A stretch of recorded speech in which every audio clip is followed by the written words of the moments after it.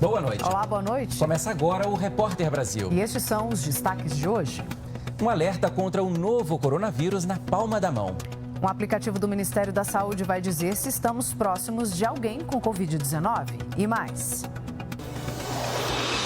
O crescimento do serviço de delivery faz o setor de embalagens ganhar mercado e aumentar o faturamento em meio à pandemia. A gente lembra os 10 anos da aprovação da Política Nacional de Resíduos Sólidos, uma iniciativa que aumentou a coleta seletiva no país. Em Bagé, no Rio Grande do Sul, famílias são beneficiadas com a inauguração de mais de 1.100 moradias populares. E vamos mostrar ainda como os jogos eletrônicos estão ajudando alunos a estudar em tempos de ensino online.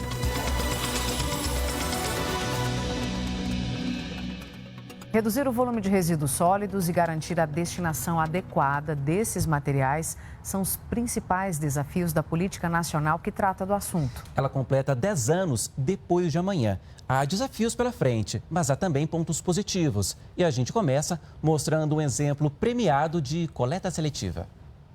A separação do lixo já virou hábito para 1.200 moradores desta quadra do Plano Piloto em Brasília. Foram instaladas lixeiras específicas para compostáveis, vidros e outros materiais recicláveis. A prática ajudou a reduzir de 60% para 5% o volume de resíduos da quadra que vai para o aterro sanitário. Nós tivemos que ir de porta em porta, explicar com cartilhas, mostrar com o próprio lixo o que era a correta separação. Em 2018, a quadra ganhou o título de Atitude Cidadã.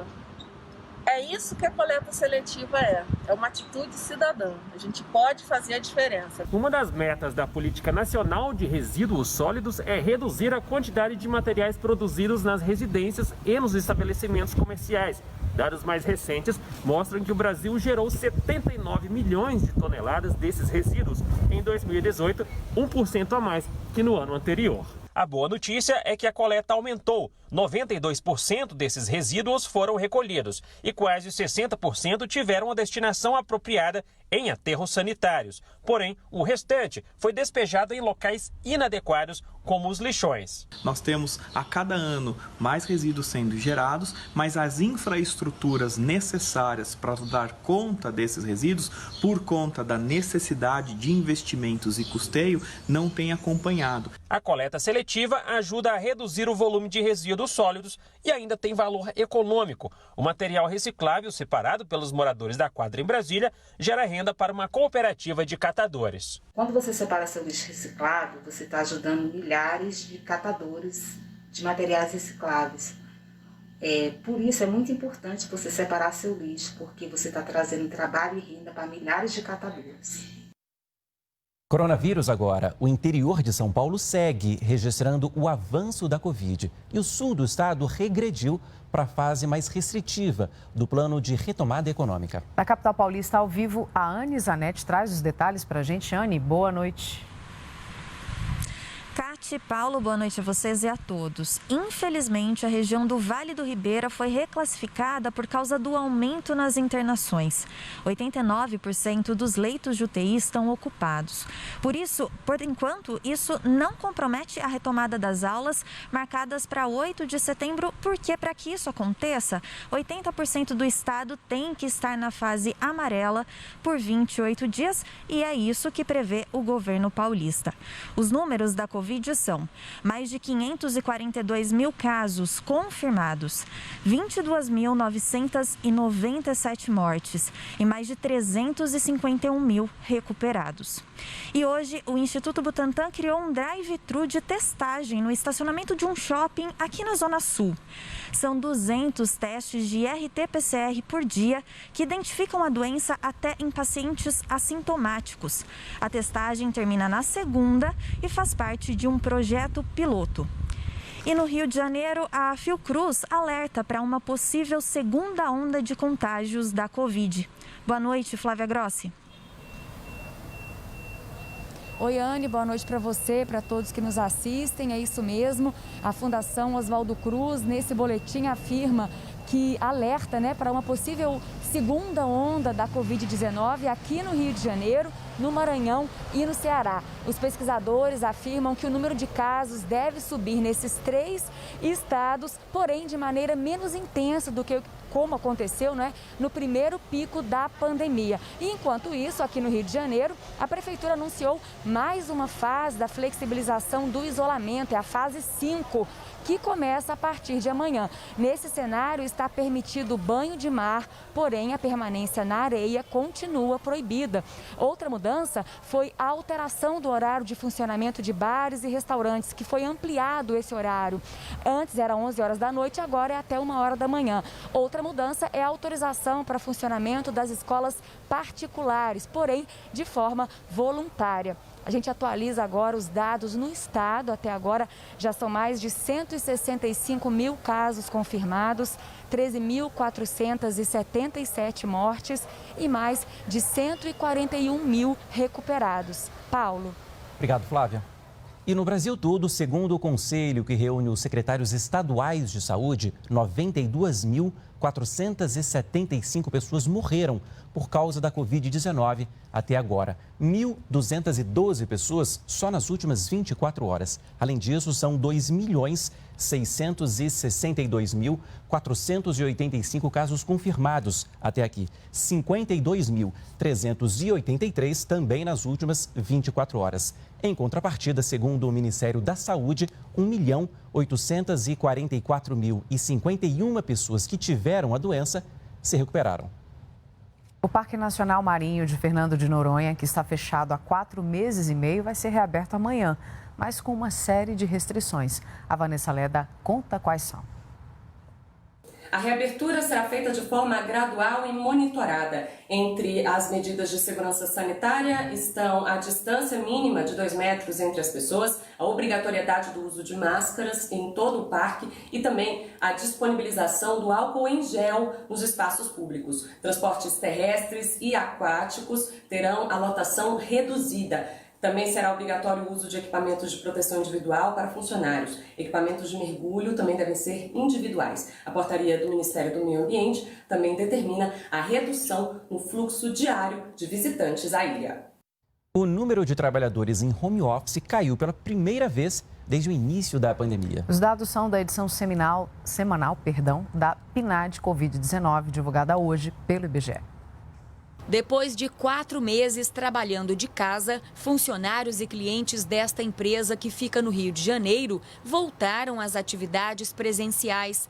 Aqui, empreendedores de vários segmentos compartilham o mesmo espaço, o chamado coworking. Para a gente está sendo um bom retorno, porque nossas mesas são grandes, 1,5 metro de distanciamento entre elas, e estamos tomando todas as regras de segurança e higienização do espaço. Pela primeira vez desde o início do isolamento social, caiu o número de pessoas em trabalho remoto no país. A pesquisa divulgada hoje mostra que na segunda semana de julho, cerca de 700 mil pessoas podem ter retornado ao emprego de forma presencial na comparação com a semana anterior.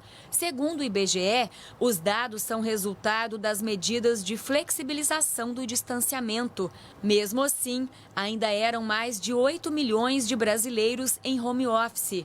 No mesmo período, a taxa de desemprego se manteve estável e ficou em 13,1%, o que corresponde a 12 milhões e 200 mil pessoas. O estudo do IBGE também mostra que na segunda semana de julho, quase 14 milhões de brasileiros se queixaram de algum sintoma da gripe. Desse total, cerca de 20% procuraram atendimento médico. Esses sintomas podiam ser tosse, febre, dor de garganta, náusea, dor de cabeça. Esse resultado ele é estável em relação à semana anterior e queda em relação à primeira semana de coleta da pesquisa, que foi a semana de 3 a 9 de maio. O enterro das vítimas da Covid-19 não tem velório, os caixões são fechados e o número de pessoas é restrito. Um processo de luto ainda mais doloroso. E para ajudar amigos e familiares, o trabalho voluntário de um grupo de psicólogos tem sido fundamental. Tânia vive o luto pela morte da mãe, a dona Maria Zoraide, com 73 anos de idade, e também da irmã, Regina Célia, com 44 anos. As duas morreram no mesmo dia, com poucas horas de diferença. Ser colocada simplesmente num saco protegido, dentro de um caixão também totalmente lacrado, a gente não poder se despedir, não poder dar um beijo. Pelo site cuidadoaoluto.com.br, profissionais da área da psicologia prestam assistência a pessoas que vivem este momento. Basta se inscrever. Os atendimentos são de graça, individual ou em grupo, e para o Brasil inteiro. O que a gente entende que quando fica muito complicado é quando o luto ele desfuncionaliza a vida da pessoa. Essa pessoa não consegue mais trabalhar, ela não consegue mais se alimentar direito, ela não consegue dormir. Conversei bastante com a psicóloga e é aos poucos que eu vou conseguir voltar ao normal. Então a ideia do projeto do Cuidado ao Luto é oferecer um cuidado especializado para essas pessoas que passaram por uma perda. 717 agências da Caixa Econômica Federal vão abrir amanhã, das 8 da manhã ao meio-dia, para atender quem recebe o auxílio emergencial do governo. E os beneficiários que nasceram em fevereiro e março poderão sacar o auxílio em dinheiro. A relação completa das agências que estarão abertas está no site caixa.gov.br. Começou a funcionar hoje uma nova ferramenta do aplicativo Coronavírus SUS. Ela alerta sobre a proximidade e o contato com pessoas que testaram positivo para a Covid-19. O aplicativo usa dados de geolocalização para informar o usuário quando pessoas próximas a ele estiverem infectadas pelo novo coronavírus. O alerta só será ativado caso o usuário habilite a função notificação de exposição nas configurações do aplicativo. O sistema não identifica o doente, apenas avisa da proximidade de pessoas que testaram positivo. O banco de dados de pessoas infectadas é alimentado por doentes que de maneira voluntária se cadastraram no aplicativo. Segundo o Ministério da Saúde, cerca de 10 milhões de pessoas possuem o Coronavírus SUS instalado nos celulares. Para baixar o aplicativo, basta acessar o Google Play para telefones Android ou a App Store para iPhones. Em Hong Kong, as eleições marcadas para setembro deste ano foram adiadas para o ano que vem. A justificativa oficial é o aumento dos novos casos de coronavírus, mas a oposição protestou. A chefe executiva de Hong Kong, Carrie Lam, disse que o adiamento é consequência de uma nova onda de coronavírus. A ex-colônia britânica tem mais de 3 mil casos e 27 mortes, segundo a Universidade Johns Hopkins. O número é baixo se comparado a outras grandes cidades do mundo. Mas nos últimos 10 dias, a média de novos casos diários tem sido superior a 100. Carrie Lam garantiu que essa foi uma das decisões mais difíceis que tomou, mas disse que ela é necessária para proteger a saúde da população. A decisão foi um duro golpe para a oposição. O movimento pró-democracia pretendia conquistar maioria num parlamento que hoje é dominado por pessoas alinhadas ao governo da China. A oposição estava embalada pelos votos de protesto contra a interferência política de Pequim e a nova Lei de Segurança Nacional, promulgada há um mês. O adiamento ocorre dias depois que 12 candidatos a favor do movimento foram retirados da disputa, entre eles Joshua Wong. Mesmo fora da disputa, ele afirmou que não pode ser censurado. Desde março, países da Ásia têm conseguido estabilizar a contaminação do coronavírus. Mas a exemplo de Hong Kong, Vietnã, Indonésia e China voltaram a registrar novos casos este mês. Daqui a pouco a gente mostra como os jogos eletrônicos estão ajudando alunos a estudar em tempos de ensino online. É depois do intervalo.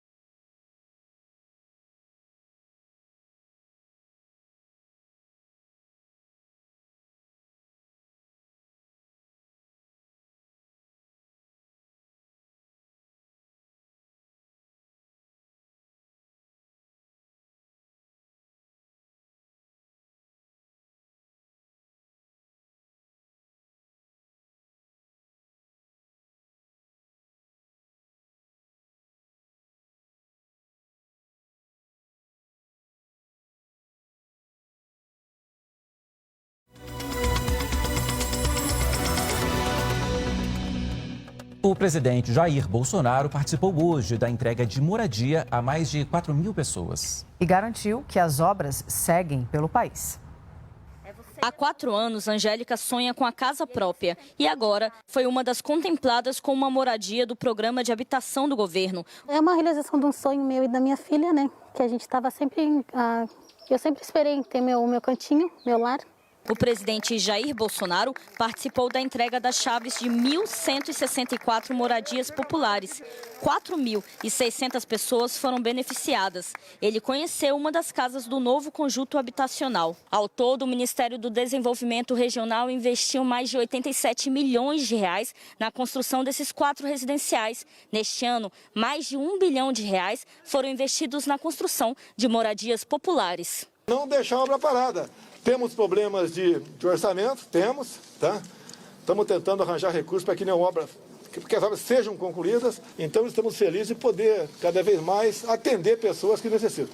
Antes da entrega das casas, o presidente visitou a Escola São Pedro, também em Bagé, primeiro do Rio Grande do Sul a aderir ao Programa Nacional das Escolas Cívico-Militares. A iniciativa prevê uma atuação conjunta com militares no apoio à gestão escolar e os professores no trabalho didático-pedagógico. Se não fosse esse recurso da Cívico-Militar para nós melhorarmos a estrutura da escola e oferecer mais atividades para os nossos alunos, seria quase que impossível a gente fazer tudo o que nós queremos fazer. A comissão mista que analisa a reforma tributária lá no Congresso Nacional retomou os trabalhos hoje. E na reunião, o relator deputado Aguinaldo Ribeiro voltou a defender a aprovação da reforma. Alguns estudos foram publicados, o impacto positivo na nossa economia com o crescimento do nosso PIB através da aprovação de uma reforma tributária de 20 pontos percentuais no PIB nos próximos 15 anos. Na próxima quarta, o ministro da Economia, Paulo Guedes, vai participar de uma audiência na comissão. E na gangorra da economia em tempos de Covid, alguns setores amargam baixo no faturamento, já outros ganham mercado. E é nesse segundo caso que se encaixam os fabricantes de embalagens. Tudo para atender a tantos pedidos de delivery.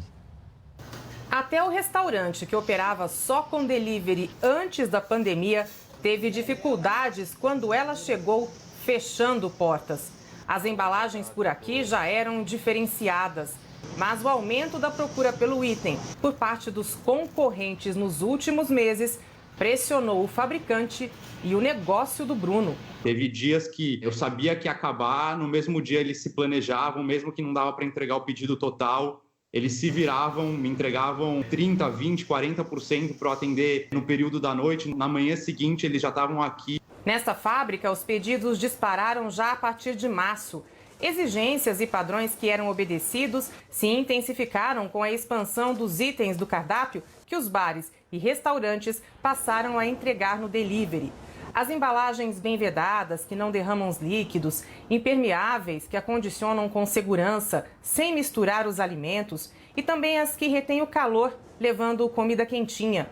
Com isso, o fabricante está, até hoje, sem aceitar novos clientes, porque viu a produção mensal disparar. Eu produzi uma média de 750 mil embalagens.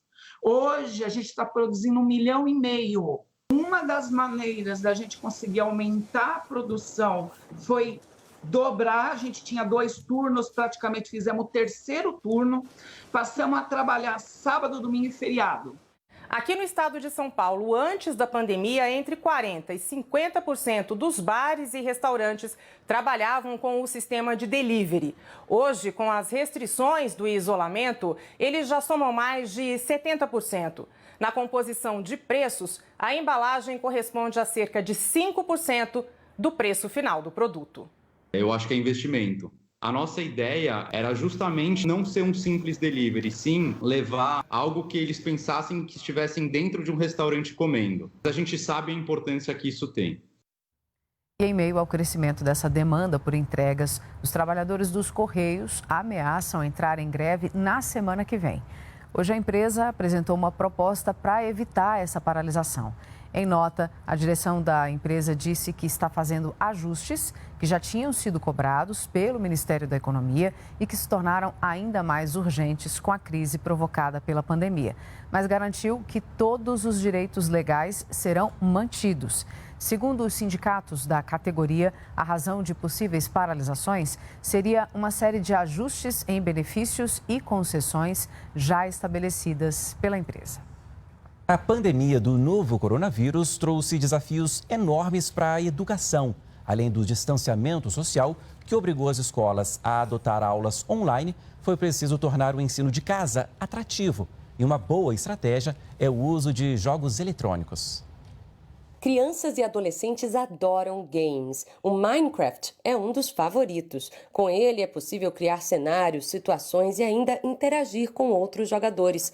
No ensino online das escolas do SESI, que faz parte do Sistema S, os alunos foram desafiados, por exemplo, a criar um mundo pós-pandemia com esse jogo. Eu vejo que vamos ter os mesmos cuidados. Vamos ter que usar máscara, usar álcool em gel e lavar bem as mãos, isso durante muito tempo. O que eu mais gostei desse desafio foi conhecer minhas habilidades e saber que eu sou capaz de concluir o desafio mesmo sem nunca ter jogado antes. Para cada disciplina, uma tarefa diferente. Haja criatividade para professores e alunos. Eles conseguem interagir e melhorar a aprendizagem, através do jogo, porque o Minecraft ele incentiva essa questão da criatividade, da inovação, da independência, da autonomia. Os jogos eletrônicos também ajudam no trabalho em equipe, estimulam o raciocínio lógico e a autoestima, já que envolvem premiações. Além disso, a gamificação no processo educacional auxilia ainda na fixação do conteúdo escolar. Ela motiva as crianças a passarem por esse conteúdo, só que de uma forma prazerosa. A motivação é tudo no aprendizado. Uma iniciativa de entidades não governamentais ligadas à educação convida o Brasil todo a aplaudir daqui a pouco, às 8 horas da noite, professores e professoras. E como a gente acabou de ver, na reportagem da Vanessa, os professores e as professoras têm se desdobrado justamente para ensinar à distância durante essa pandemia. Nós, pais, mães, filhos, tios, avós e amigos, estamos aqui para fazer um reconhecimento. Queremos aplaudir você, professor e professora. A pandemia nos obrigou ao distanciamento. Ninguém estava preparado, mas vocês não desistiram. Desafiaram a falta de tecnologia. Na criatividade e dignidade, vocês têm dado apoio emocional a pais, mães e alunos que vivem a angústia das aulas interrompidas. Diante das desigualdades e disparidades do nosso país, vocês têm arregaçado as mangas e se virado como podem. Há muito trabalho pela frente, que envolve toda a comunidade escolar. Da merendeira ao inspetor. Estamos aqui para reconhecer e valorizar vocês. Nossas professoras e professores. Começamos com um gesto. O nosso aplauso.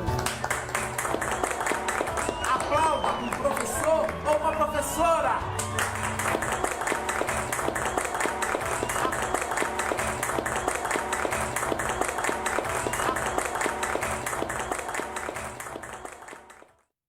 E terminam hoje as inscrições para o Fundo de Financiamento Estudantil, o FIES. Os interessados vão disputar uma das 30 mil vagas oferecidas para o segundo semestre deste ano. Até agora, mais de 74 mil pessoas se inscreveram. O site é fies.mec.gov.br. Sexta-feira, fim de semana à vista, então um bom momento para conferir os filmes que estreiam na internet. Lenny Sem Luvas conta a história real do boxeador inglês Lenny McLean, conhecido por atuar na violenta categoria Mãos Nuas. Ele despontou no esporte aos 27 anos, ao derrotar em 1978 o campeão Roy Chow. A cinebiografia chega aos serviços de streaming no YouTube Play, Now, Apple TV, Sky e Vivo Play. Já na plataforma cinemavirtual.com.br, estreia Meu Extraordinário Verão com Tess. Sucesso no Festival de Berlim esse ano. Conta a história do menino Sam, que por medo de ficar sozinho no futuro, começa um treinamento de solidão em uma ilha. Mas tudo muda quando ele conhece Tess, que pede a Sam ajuda para encontrar seu pai desconhecido. I present to you a man who has unlocked. E para quem não viu ou quer rever grandes filmes indicados ao Oscar, sugiro O Ilusionista, de Neil Burger, estrelado por Edward Norton e Jessica Biel, e indicado ao Oscar 2007 de melhor fotografia. O filme pode ser acessado no site www.belasartesalacarte.com.br.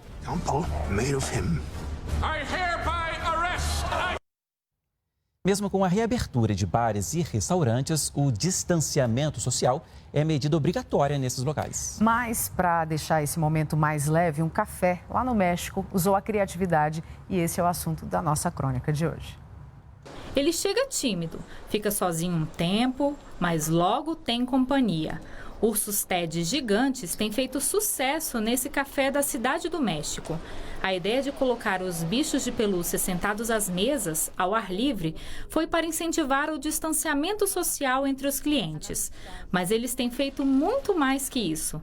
A gente volta no tempo, lembra a infância, e eles têm sido bons para o negócio também. Juan Carlos, que é cliente do café, diz que o TED ajuda o local a não parecer tão triste com um número reduzido de pessoas. O melhor é que o urso está sempre sorrindo. Pena que não paga a conta. E o Repórter Brasil de hoje termina aqui. Você fica agora com o programa TV Brasil Esporte e vê mais notícia nos nossos boletins. Nos intervalos, o programa Segredos do Crescimento Humano, que estreia hoje. Boa noite. Obrigada pela companhia, um ótimo fim de semana até segunda. Tchau.